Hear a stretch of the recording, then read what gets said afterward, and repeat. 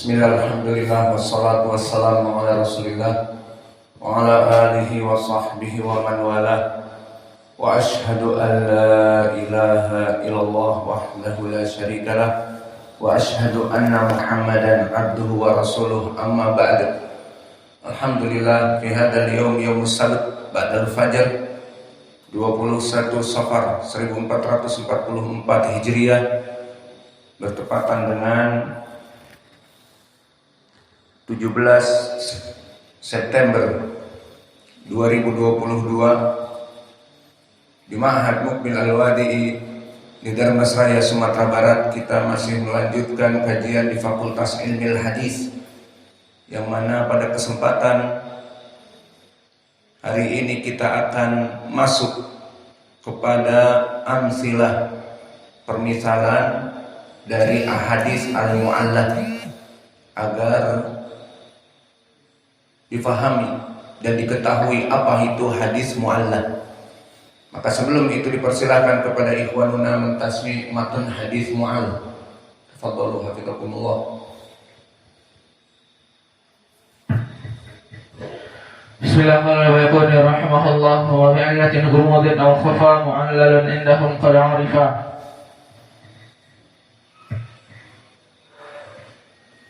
Qala al-mu'allif rahimahullah wa ma bi'illatin ghumudin aw khafa mu'allalun indahum qad 'arifa. Qala al-mu'allif rahimahullah ta'ala wa ma bi'illatin ghumudin aw khafa mu'allalun indahum qad 'arifa. Makna dari syair ini ataupun mandumah ini, wama ismun mausul bimakna alladhi, walladhi bi'illatin ghamudin aw khafa, ay al ahadis aw al hadis alladhi indahu illah wa illatuhu ghamud aw khafa. Hada asyar fi hadis al-mu'allaq. Faidan al-ahadits al-mu'allaq, orang memandang orang-orang awam ataupun orang-orang yang baru belajar ilmu hadis ataupun orang yang sibuk di ilmu hadis tetapi tidak mengetahui ilmu ilal, dia akan menghukumi hadis ini sahih atau hasan dohirnya. Ternyata di sana ada penyakit yang tersembunyi yang taqdihu fis sanad atau fil hadis, yang mana dia itu ilah yang qadihah, ilah yang menyebabkan hadis itu jatuh. Mu'allalun indahum qad urifa. Di hadis ini yang tadi mempunyai penyakit yang tersembunyi dinamakan hadis mu'allalun, hadis yang berpenyakit. Indahum, istilah inda ahlil hadis, qad urifa, telah diberikan definisi padanya.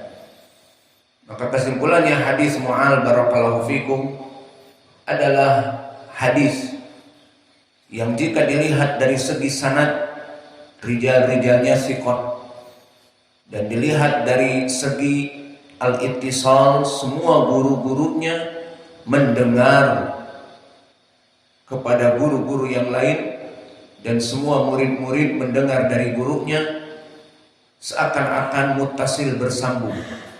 Namun setelah beberapa kali di observation, maka terlihat bahwa ada suatu keganjilan, suatu penyakit yang taqduhu fil hadis, yang menyebabkan hadis itu didhaifkan. Dan telah kita lewati, hadis mu'al itu terbagi menjadi dua. Pertama, hadis mu'al yang la taqduhu fil hadis, dia berpenyakit iya, namun penyakitnya itu tidak berpengaruh untuk pendhaifan sanad. Dan ini banyak. Di antaranya diketahui ada seorang mudallis, misalnya Qatadah, Al-A'mash, Abu Ishaq As-Sabi'i, Ibnu Jurayd, di dalam suatu sanad meriwayatkan dengan an-anah, kemudian datang riwayat yang lain dengan lafaz tasrih meriwayatkan an-anah, misalnya di kitab Kutubus Sittah dan ditasrih di kitab yang lain, maka ini dinamakan hadis mu'allal. Namun la taqduhu fil isnad atau fil hadis, tidak menyebabkan hadis ini menjadi dhaif. Ataupun suatu hadis yang mana dia itu seakan-akan pendek, seperti periwayatan Sa'id Al-Maqburi meriwayatkan dari bapaknya Abu Sa'id dari Abu Hurairah. Kemudian di sanad yang lain seakan-akan pendek dari Sa'id Al-Maqburi dari Abi Hurairah tanpa menyebut kepada bapaknya. Kemudian lafadznya sama. Apakah kita katakan sanad yang mukhtasar ini dari Sa'id Al-Maqburi dari Abi Hurairah langsung didhaifkan? Dilihat sanadnya, siapa perawi thiqah dari murid Sa'id.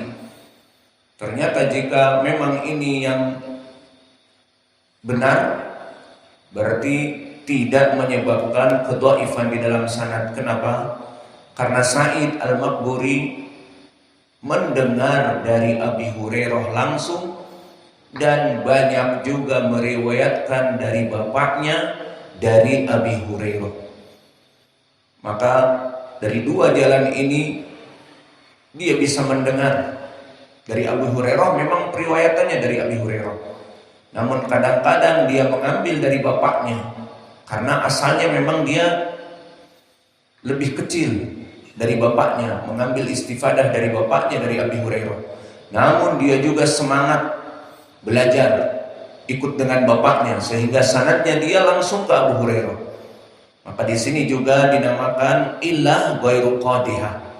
Periwayatan dia dengan menyebutkan dari bapaknya ataupun periwayatan dia langsung kepada Abi Hurairah itu sama-sama bersambung. Maka ini contoh dari illah ghairu qadihah. Sekarang kami akan memberikan misal bagaimana hadis-hadis yang mu'al. Maka misal ini khusus kita ambil istifadah dari kitab Syekh kami Muqbil Al-Wadi'i. Di dalam kitabnya Ahadits Al-Mu'allah Dhahiruha Shihah, yang sangat banyak sekali hadisnya, sekitar ratusan. Maka kita memberikan beberapa contoh. Tentunya pelajaran kita dibatasi oleh waktu.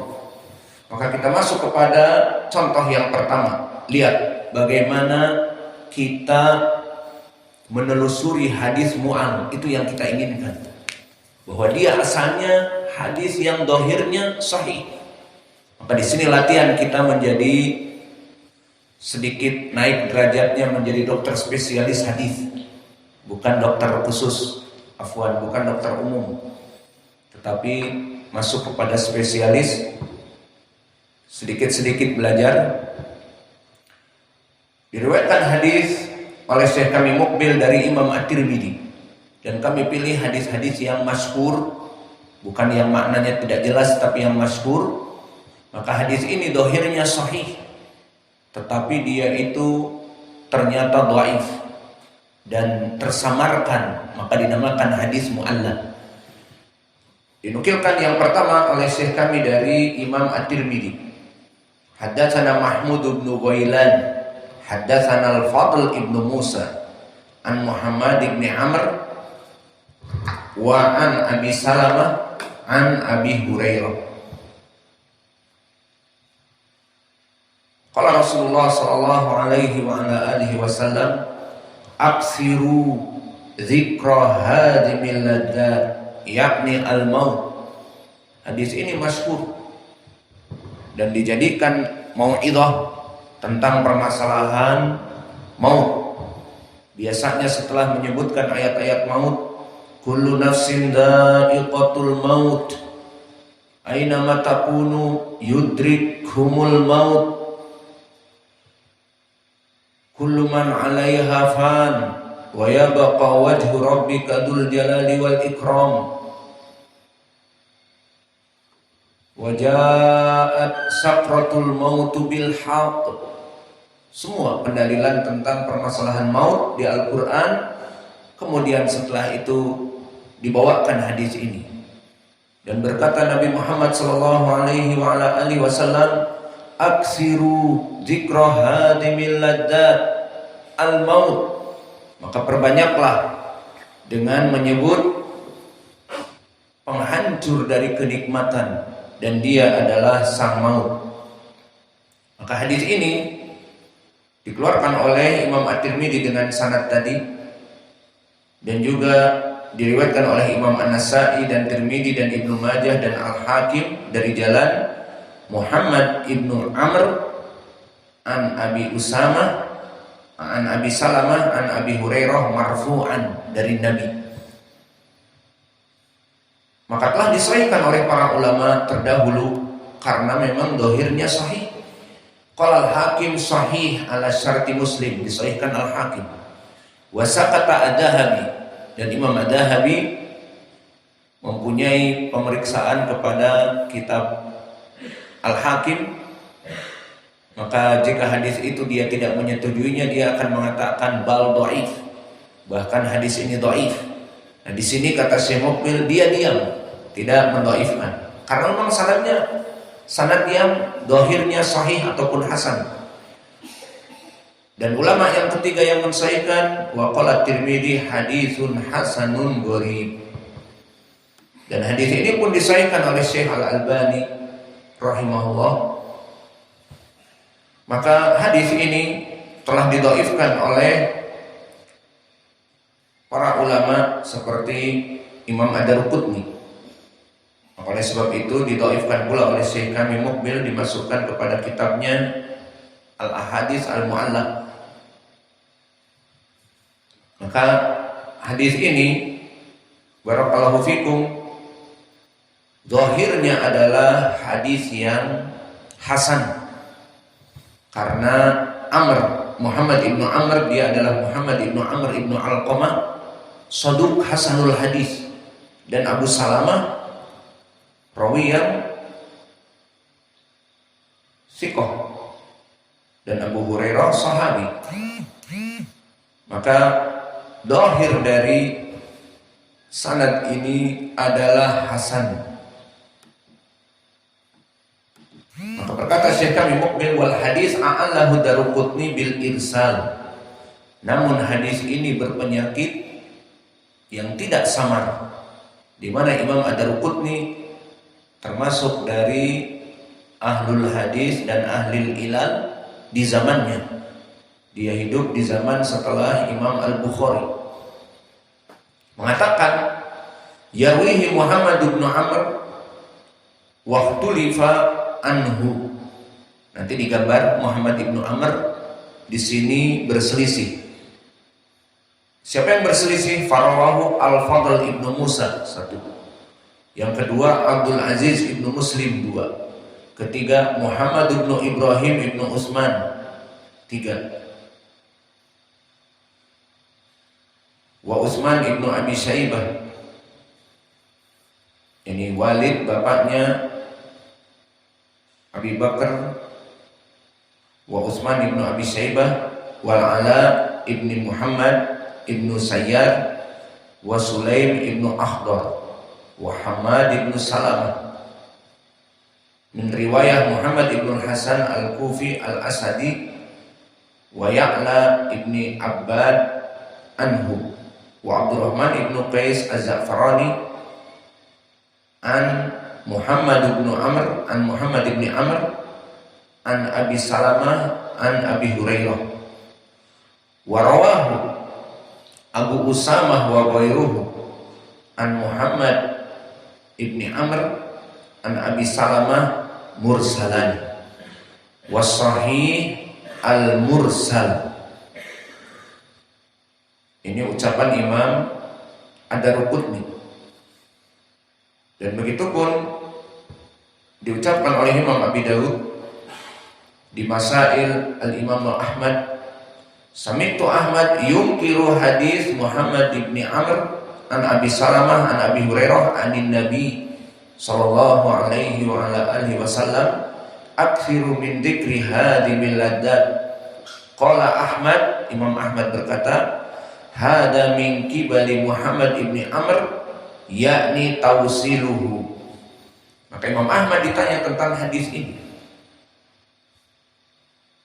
maka dia langsung menjawab di saat dia menyebutkan marfu Abi Hurairah kepada Nabi. Dikatakan ini dari kewahaman Muhammad ibnu Amr ibnu Alqamah. Adapun Imam Ad-Darqutni maka meriwayatkan dari Abu Usamah, dan dia adalah Hamad ibnu Usamah, dan yang lainnya dari Muhammad ibnu Amr dari Abi Salamah dari Nabi Muhammad sallallahu alaihi wa ala alihi wasallam tanpa menyebutkan Abu Hurairah. Maka yang sahih adalah mursal. Maka hadis ini aksiru dzikra hadimil ladzat, pernah juga kami melaksanakan khutbah di Yaman dengan hadis ini. Bahkan disebutkan sanadnya Muhammad ibn Amr ibn Alqamah saduq hasanul hadis dari Abi Salamah dari Abi Hurairah. Maka setelah membaca kitab ahadits al-mu'allah, tahu bahwa telah didhaifkan oleh dua imam muhaddis, oleh Abu Dawud As-Sijistani Sahibu Sunan, oleh Imam Ahmad yang dinukilkan dari Abu Dawud di Masail Imam Ahmad, dan juga oleh Imam Ad-Darqutni di kitab Ilalnya, Ilal Ad-Darqutni, bahwa yang rajih adalah tidak menyebutkan Abi Hurairah. Yang rajih periwayatan Abu Usamah dari Muhammad ibn Amr ibn Alqamah dari Abi Salamah dari Nabi. Maka Abu Salamah tabi'i, muridnya Abu Hurairah, tidak menyebutkan dari Abu Hurairah. Maka yang rajih hadis ini adalah hadis yang mursal. Syekh Al-Albani mensahihkan dengan mengumpulkan dari riwayat yang lain. Maka inilah dari contoh yang pertama. Maka kenapa dimasukkan kepada hadis mu'al? Karena Muhammad ibnu Amr ibnu Alqamah saduq,